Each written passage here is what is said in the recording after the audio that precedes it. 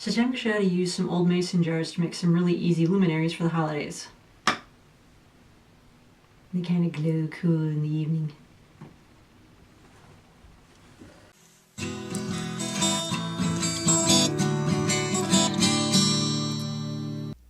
So start by getting an old canning jar. This is one that I dug out of the barn, so it's probably been gathering dust since the Stone Age. Then you want to get a piece of black paper or cardstock and cut out your silhouette shape. I'm just doing kind of a folk art Christmas tree here. Then just smear a little bit of a glue stick on the back of it and stick that to the side of the jar.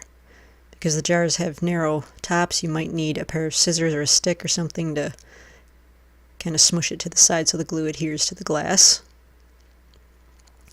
So then just take a piece of white tissue paper. You just want to crumple that up and shove that inside the jar.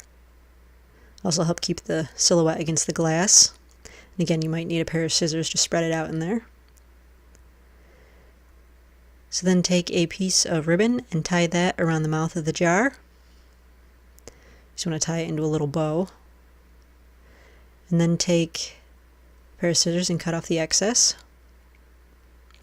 And then just take a little holiday embellishment. I'm just using a leaf and an acorn here, but you could use holly or a pine branch and wire that to the top.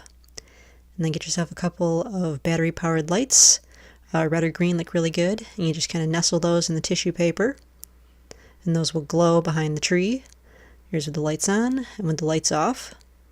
And then you could also do green. Green is actually my favorite of these. I like the green glowing behind the tree. There it is with that off. These are really easy, so they're really good to do with kids for the holidays.